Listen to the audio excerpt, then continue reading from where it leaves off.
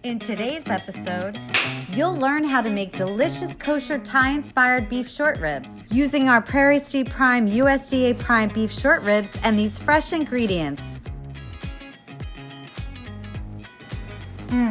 It is just absolutely luscious. Hi, and welcome to the Prairie Street Prime Culinary Kitchen. I am your chef today, Chef Kendra.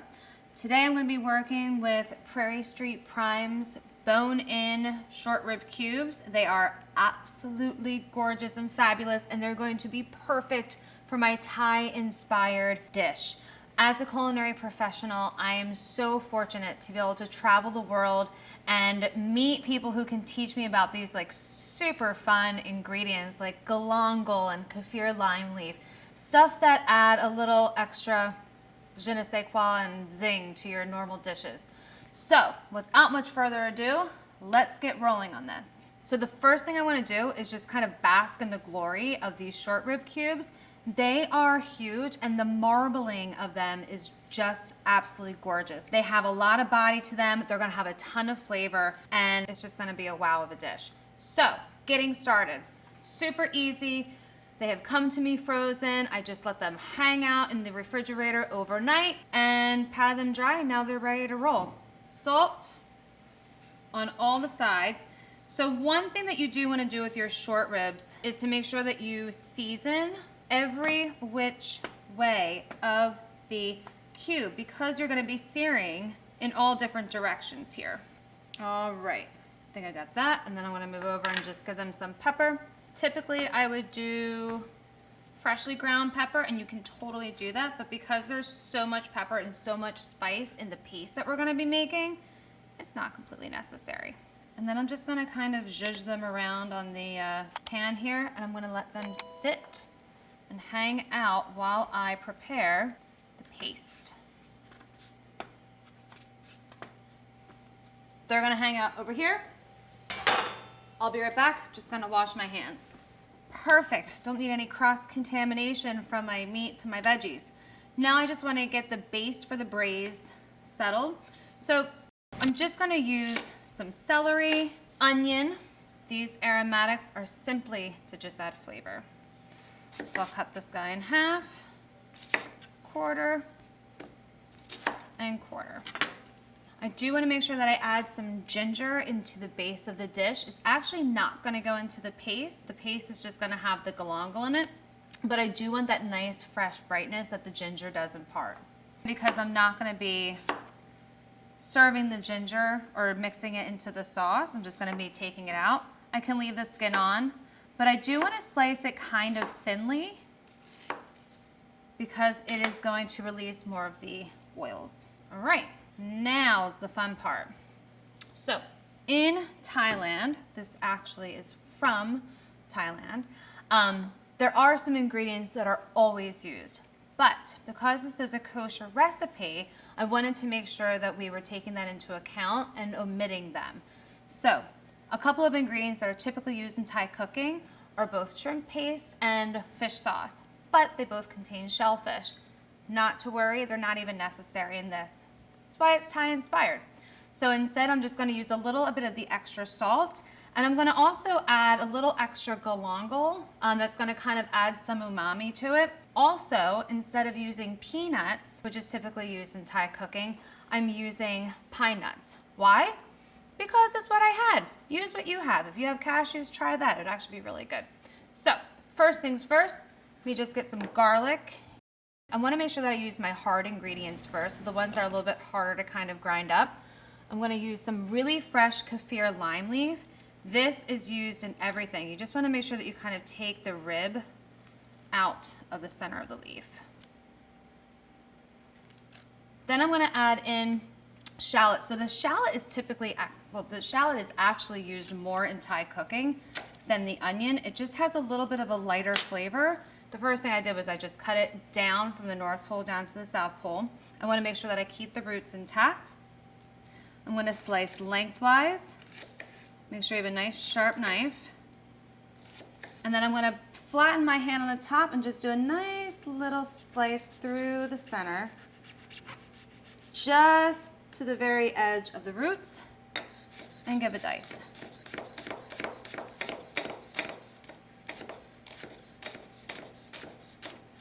Perfect.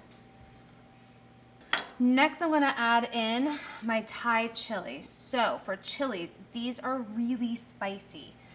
I'm only gonna use one, but if you really like to kind of kick it up, do it to it. I'm just gonna slice it down the center. And because I'm only using one, I am going to leave the ribs and the seeds in. Give him a quick little chop and put him right into the bowl. All right.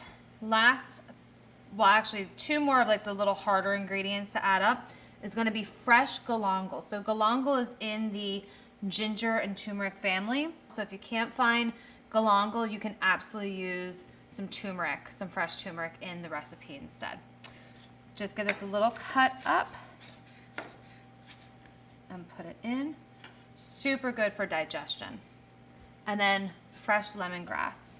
So for this, I'm just gonna slice the end off, take off the outer piece, and cut it into rounds. Now I'm gonna add plenty of salt and just a little bit of the ground pepper. Okay, start mashing. You don't wanna go too crazy slamming into this because the chilies are in here and you don't want them flying up and hitting you in the eye. So I'm gonna start just by pressing and twisting. And in Thailand, they make their own spice blends and their own paste every single day fresh. So typically you begin working on your dinner at breakfast time. Oh, the kefir is opening up so nicely, and with that lemongrass, it is totally transporting me back to my friend's house, which is in the upcountry, this area called Muak Lake. It's right next to Khao Yai National Park, which is the largest mountain in Thailand. So when we were traveling there, we actually started out in Bangkok and we studied royal cuisine from the chef of the princess. And we learned all these really beautiful dishes. And then typically people go to Thailand, they go to Bangkok, and they learn about street food.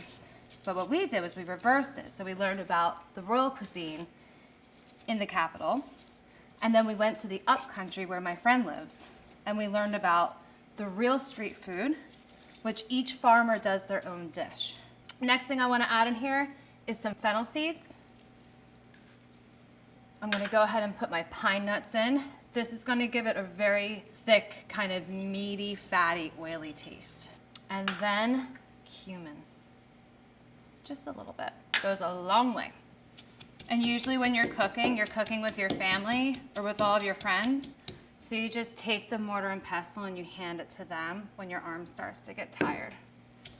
And now that the ingredients have been broken down a little bit, you can start hitting it a little bit harder to really grind them into their paste. So close, almost there. A few more pounds, and then one last ingredient. Perfect. Okay, last thing, lime zest. Thai cuisine uses a ton of bright flavors in their cooking because they also use a lot of spice. When you're zesting a lime, you want to make sure that you don't go down to the white part, the pith, because it's just a little too bitter and not desirable. All right, there we go. One more little mix. Get all those flavors incorporated. And our paste is done. Let's go sear some meat. You want to make sure that you start with a super hot pan. So get this guy going for you. We're going to sear the meat first to kind of lock in all those flavors and the juices and all that goodness before it goes into the oven, because it is an oven recipe. So really hot pan, some extra virgin olive oil, and then I'm going to start, woo, baby. So I don't want to overcrowd the pan. I want to make sure that I get a nice even sear on all these sides. Like that. And a trick that I have, so that way I don't forget what side has been seared and what hasn't, I turn them all in the same direction. There we go.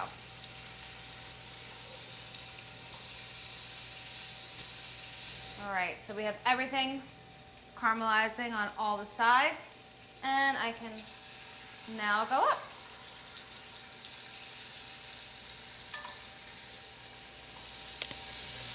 And what's great about this is that you start to kind of get those little toasty bits on the bottom of the pan, which is actually going to end up being deglazed with a special tea. It's a very smoky tea called lapsang souchong. It's a smoky tea, and it's delicious, and it's going to kind of impart some really unique flavors into our dish. This one's beautiful, has some nice color to it. Same thing with that one. Okay, and perfect. All right, set number 2. Right on in.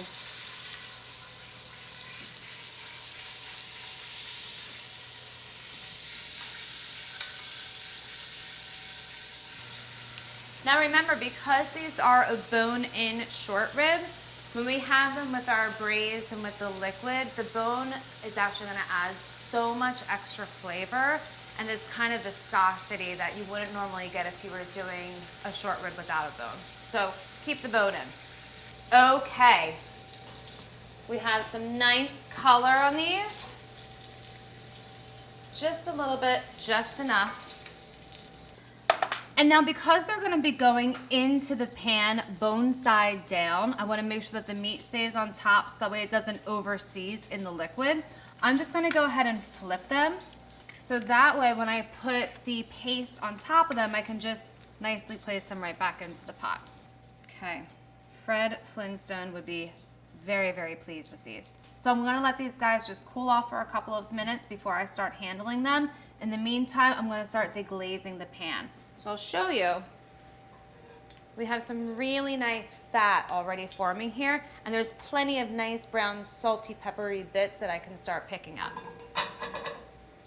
Okay, so the first thing I'm gonna do is add in my ginger, and then I'm gonna add in my celery on top.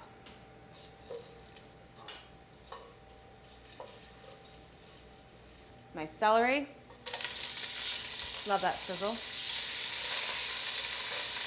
Now my onions. Now while these are still going, I'm going to use a little bit of the lapsang souchong tea. It's going to start to really kind of get that smokiness into these aromatics, and it's going to pick up those little bits that we've been talking about.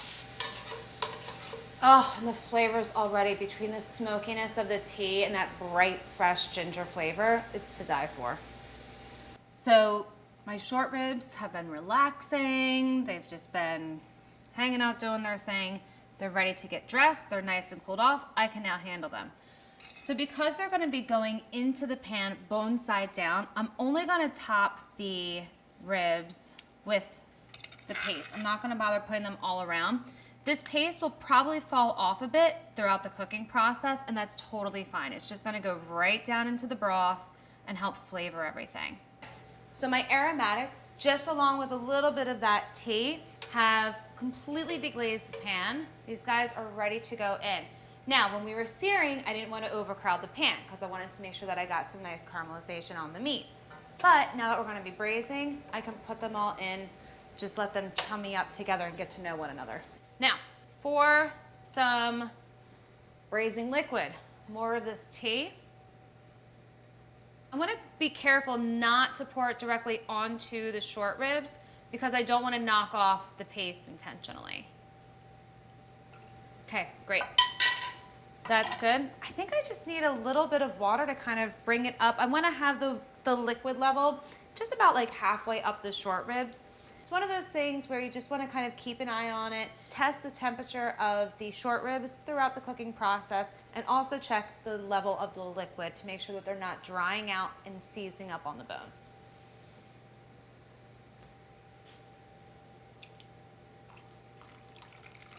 Okay. Perfect. All right. Covering it up nice and tight, popping it in the oven. I have the oven preheated to 250 degrees Fahrenheit. Low and slow, it's the name of the game. Take your time with these guys. They're delicious. They want to impart the flavor of Thailand and all the exoticness. That's it. And now we wait. All right, it is time to check in on our Thai-inspired short ribs. I cannot wait to see how they look because it smells amazing in here. Oh, they look so beautiful. All right, so I'm going to look for about like 200. I want them to come up to like about 205. I'm gonna put it into the thick spot of the meat so that way I can get an accurate reading. Perfect. They are at about 200. So I'm gonna pull them out now and let them rest. Okay, so these are going to rest for about 30 minutes or so. The resting time is gonna allow them to come up about another 5 to 10 degrees, and then they're gonna be fall off the bone, ready to eat. Oh, this is one of the best parts about being a cook is experimenting with flavors and taking what you've learned from other cultures and bringing it into your own home kitchen. Let's dive into these. So they have sat there. They are just so beautiful. And you can see that there's a little tiny bit of seasoning, but that's because we've let them cook and they're just gonna fall right off the bone. Perfect. Perfect. Let's go ahead and add this onto our rice. So just gonna kind of swirl it around just a little bit and just pick up some of the broth itself. Great. Some extra Thai flavor, just some nice spring onion or green onion, cilantro, and a little zhuzh of fresh lime. Perfect. Let's try it out.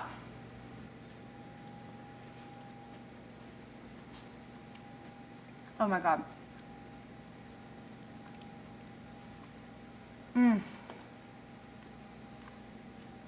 Seriously? You're gonna want this whole thing just right on there. You're gonna be eating it right off of the bone.